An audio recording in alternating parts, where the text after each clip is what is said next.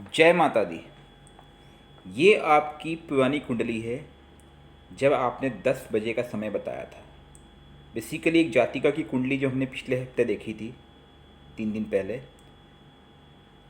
वो समय था 10 बजे। तारीख थी 28/12/1996 और जगह एमपी में कहीं है। हम जगह नहीं बताएंगे, ना ही नाम बताएंगे। इस कुंडली के हिसाब से इस जातिका को राजयोग बनते थे, कई अच्छे शुभ योग बनते थे और दोष थे। एक था अंगारक योग और दूसरा था शनि केतु का योग, जो कि शापित योग कई बार कहा जाता है, लेकिन कई बार नहीं कहा जाता है। इस कुंडली में सूर्य बुध विद्यास्थान में बैठे थे, जो कि उच्च विद्या का रूपक दिखाते थे और धन के कई स्रोत बन रहे थे। हालांकि कुछ तकलीफ़ें भी, कुछ शारीरिक कष्ट भी दिखा रहे थे।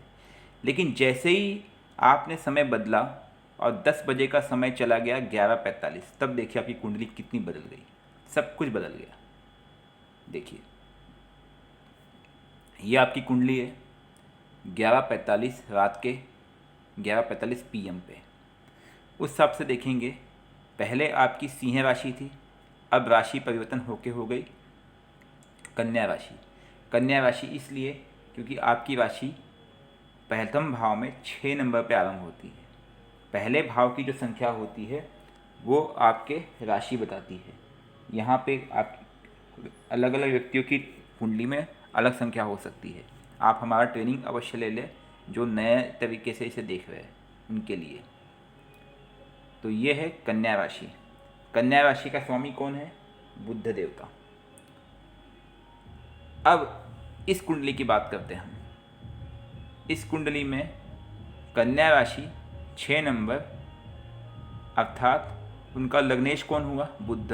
बुध देवता कहाँ बैठे हैं? चौथे भाव में 9 नंबर में, अर्थात धनु राशि। गुरु के घर में बुध बैठे हैं। ये तो अच्छी चीज़ है, मित्र के घर में बैठे हैं। लेकिन बुध के साथ एक प्रॉब्लम हो गई है कि आपका लग्नेश अस्त है।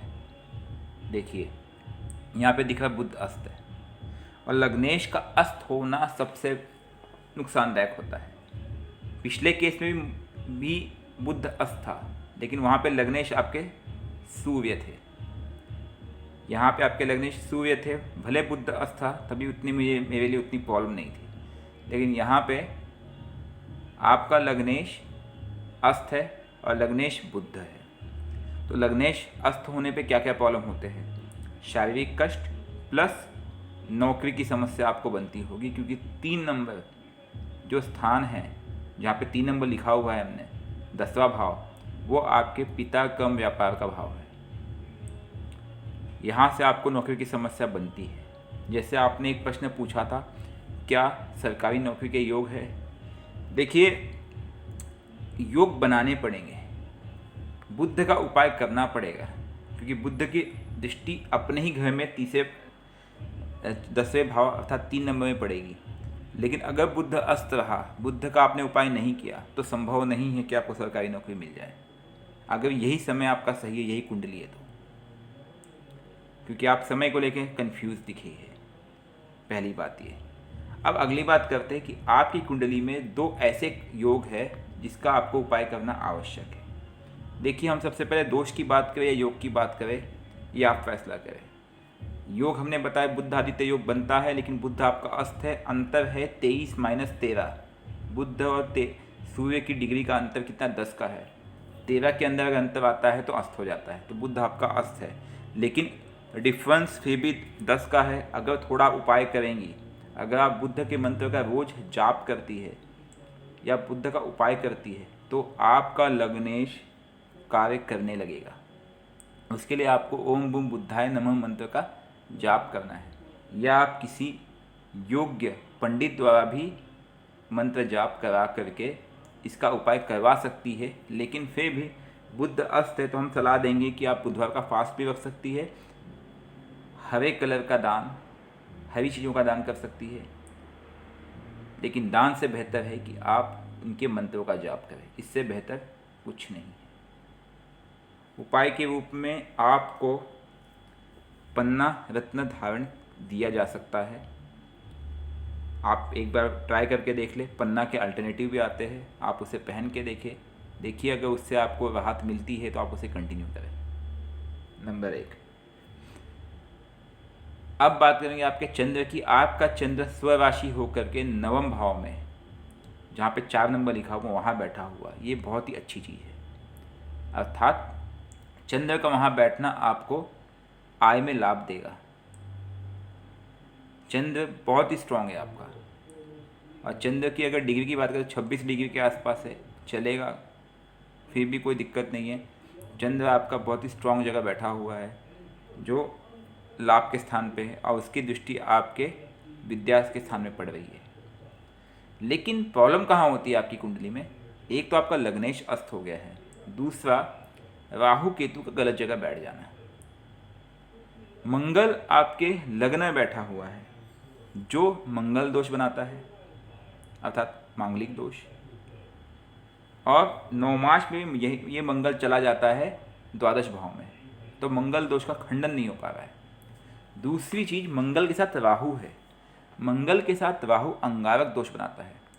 अंगारक दोष का अर्थात ये है कि आपको गुस्सा दिलाना, स्ट्रेन आना, बात बात पे चिड़चिड़ापन आना, ये होगा। और लग्नेश अस्त होने के कारण से ये प्रॉब्लम ज़्यादा होगा। दूसरा है, शनि के साथ केतु बैठा हुआ है। शनि के साथ केतु बैठना भी अच्छा नहीं माना जाता है, क्योंकि यह उस भाव का तो नुकसान करता ही करता है, साथ में दृष्टि में भी नुकसान करता है। शनि के साथ केतु जहाँ बैठा है वहाँ से वो 3 दृष्टियाँ देगा। शनि की 3 दृष्टियाँ हैं। कौन कौन सी है आपको पता है? 7, 3, 10। तो तीसरी दृष्टि भाग्य पे देगा। भाग्य का स्वामी आपका शुक्र है। उसके बाद 7वीं दृष्टि कहाँ देगा शनि? आपके लग्न में देगा, जिसका स्वामी बुध है, उसके पास कोई शक्ति नहीं है। उसके बाद तीसरी दृष्टि देगा 10वें स्थान पे, अर्थात कहाँ पे देगा वो? माता के स्थान में, सुख के स्थान में, गाड़ी के स्थान पे। तो शनि एक प्रकार से आपको रोक लगा रहा है। तो शनि का आपको उपाय करना पड़ेगा। ओम शनि शनिश्चराय नमः मंत्र का जाप करना पड़ेगा। शनिवार के दिन आप हर शनिवार आप शनि मंदिर अवश्य जाए, ये आपके लिए आवश्यक है। और सबसे बड़ी प्रॉब्लम है, इस समय आपकी शनि की अंतर्दशा शुरू हुई है 30वें महीने से, अर्थात यूँ कहे मार्च से आपकी शनि की अंतर्दशा शुरू हुई है, जो कि 3 साल के लिए रहेगी, अर्थात 5वें महीने मई 2024 तक रहेगी। तो शनि की अंतर्दशा आने के कारण से आपको मार्च के बाद से परेशानियां अवश्य हुई होगी। परेशानियां कई, ये भी संभावना है कि जैसे आप कोई कार्य कर रहे, काम ना बने। आपके दाम्पत्य जीवन में अगर आप विवाहिक है या तो उसमें भी खलल आ सकता है, रिलेशन स्पॉइल हो सकते हैं। यही नहीं, अगर आप विवाह करने की इसकी सोच रही है तो भी विघ्न आएंगे, और विवाह कर चुकी है तो दाम्पत्य जीवन में जरूर दिक्कतें बनी होंगी, क्योंकि शनि इस समय अंतर्दशा में आया हुआ है। प्लस मंगल और राहु का अंगारक दोष है, जो अविग्रह को बढ़ाएगा और आपको गुस्सैल स्वभाव का बना देगा। तीसरी चीज़ इसमें यह है कि आपका जो गुरु है वो नीच का होकर बैठा हुआ है। जैसे कि मैंने यहाँ पे लिखा हुआ है, गुरु आपका नीच का है। नीच का गुरु 0 डिग्री में बैठा हुआ है। हालांकि गुरु आपको सहयोग देने की कोशिश करेगा, 0 डिग्री होने का कारण वो दोनों भाव का परिणाम देगा, 4थे और 5वें भाव का, लेकिन नीच का तो नीच का ही हुआ। तो उसने आपकी विद्या या संतान सुख में भी विघ्न डाला होगा। अगर मैं गलत नहीं हूँ तो ये दिक्कत आपको अवश्य बनी होगी। अब हम बात करते हैं शुक्र की, जो आपके मेन कारक ग्रह है, क्योंकि शुक्र आपका धनेश भी है, जो धन का कारक है, और दूसरा शुक्र आपका भाग्येश भी है। और शुक्र की अगर मैं डिग्री कहूँ तो शुक्र 20 डिग्री के आसपास है। तो शुक्र मजबूत है, भाग्य आपका बलवान है, जो कहीं ना कहीं आपको मदद करता है। लेकिन शनि का जो दोष है ये सबसे ज़्यादा नुकसान दे रहा है आपको। मंगल भी आपको नुकसान ज़्यादा नहीं पहुंचा रहा है, केवल वो मंगल दोष बना रहा है, अंगारक दोष बना रहा है। लेकिन सबसे ज़्यादा नुकसान अगर आपको कहीं है तो वो आपके शनि से है। तो आपको शनि का उपाय करना होगा। दूसरा उपाय बुध का करना बहुत ही आवश्यक है। उसका कारण है कि बुध आपका अस्त है, लग्नेश अस्त नहीं होना चाहिए, वरना तकलीफ़ें होती है, शारीरिक कष्ट होता है, मानसिक कष्ट होता है और हर कार्य बिगड़ते हैं, काम बन बन के बिगड़ने लगते हैं। तो शनि और बुध के मंत्र का जाप करिए। अंगारक दोष के उपाय के लिए मंगल और राहु का उपाय करना होगा। मंगल का लगभग 17,000 मंत्र जाप है, राहु का 18,000 मंत्र जाप है, फिर उनका दशांश हवन भी होता है। और शनि और केतु के साथ जो श्रापित दोष बन रहा है उसके उपाय के लिए आपको शनि के 23,000 मंत्र का जाप करना होगा, केतु के 18,000 मंत्रों का जाप करना होगा या करवाना होगा। आपके पास अगर योग्य पंडित हो आप उनसे भी करवा सकते हैं कि अंगारक दोष प्लस शापित दोष का उपाय। और मंगलवार को आप फास्ट कीजिए, हनुमान चालीसा का नित्य पाठ कीजिए डेली, ये आपके लिए हितकर होगा। उससे शापित दोष का भी कंट्रोल होगा, प्लस अंगारक दोष भी कंट्रोल होगा, प्लस आपका जो मंगल दोष है वो भी कंट्रोल होगा।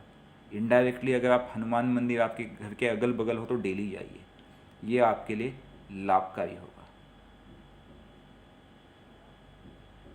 और आपका लाभेश चंद्र है वो बहुत ही स्ट्रांग बैठा हुआ है, ये आपके लिए सबसे बड़ा लक है। तो आपके लिए शुभ ग्रह में चंद्र और शुक्र सबसे शुभ आते हैं। लेकिन बुध के अस्त होने के कारण, मंगल के अंगारक दोष के कारण और शनि के इस दोष के कारण सब दिक्कत हो जाती है। देखिए जैसे ही समय बदला सब चीज़ें बदल गई।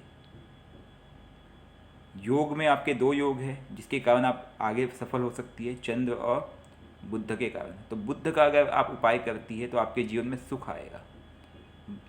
जो बुद्धादित्य योग है वो आपका जागृत होगा। चंद्र के उपाय की आवश्यकता नहीं है, चंद्र आपका वैसे ही मजबूत है, आप मन से बहुत ही स्ट्रांग बनेंगी, आप हर मुसीबत को पार करने की पूरी क्षमता रखती है।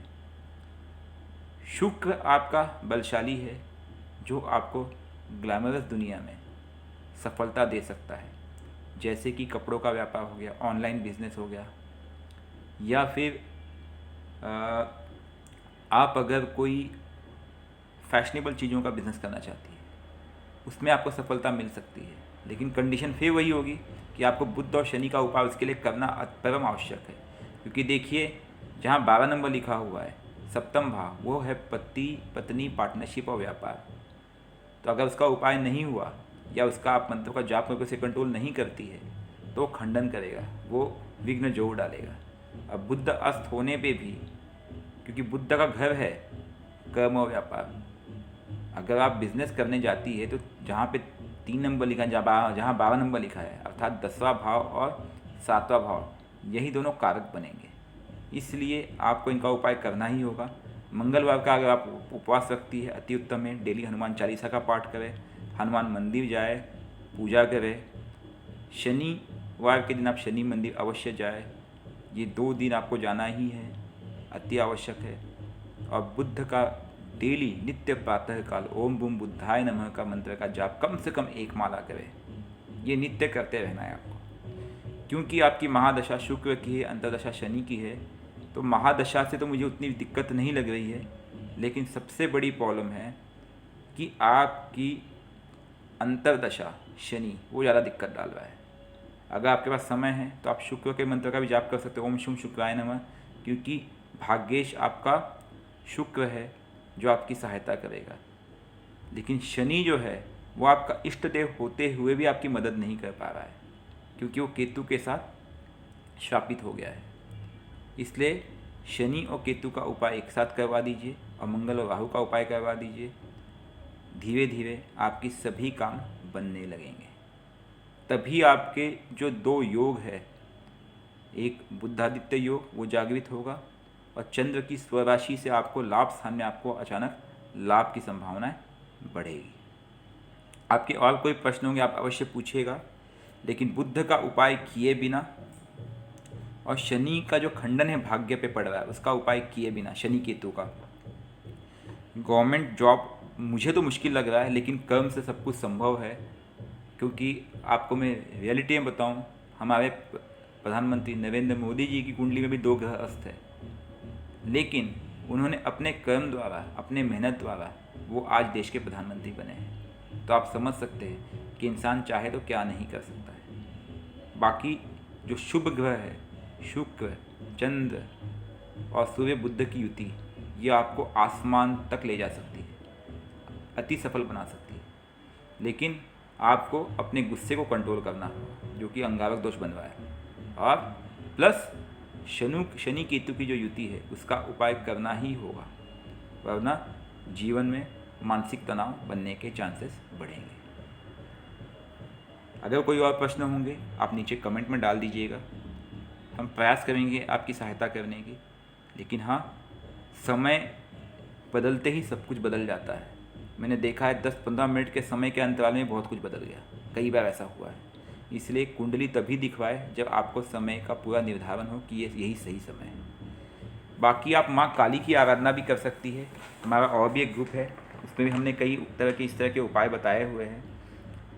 क्योंकि इस तरह के जो शापित योग या अंगारक दोष होते हैं उससे माँ काली की आराधना भी सुविस्कर होती है, जो व्यक्ति को लाभ पहुँचाता है। क्योंकि इस तरह के जो योग बनते हैं ये कई बार कमर के निचले हिस्से में भी दिक्कत क्रिएट करते हैं भविष्य के लिए। उसके लिए उत्तम होता है कि माँ काली की आराधना करें, उनकी पूजा करें, ओ या उनके मंत्रों का जाप करें, जैसे ओम क्रीम क्रीम क्रीम दक्षिणे कालिकाय क्रीम क्रीम क्रीम स्वाहा, या फिर उसमें माया बीज भी डाल दे, ओम क्रीम क्रीम ह्रीम ह्रीम हूम हूम दक्षिणे कालिकाय हूम हूम ह्रीम ह्रीम क्रीम क्रीम स्वाहा, या फिर ओम क्रीम कालिकाय नमः जो साधारण मंत्र है इसका भी प्रयोग किया जा सकता है। ऐसे कई तरह के हमने मंत्र दूसरे चैनल में दिए हुए हैं, आप उसमें भी देख लीजिएगा। और शनि के या केतु के उपाय के लिए काली के मंत्र से बेहतर कोई उपाय नहीं है। लेकिन हाँ, आप डायरेक्टली भी शनि और केतु का अनुष्ठान करा के शापित योग का करवा सकती है किसी योग्य पंडित द्वारा।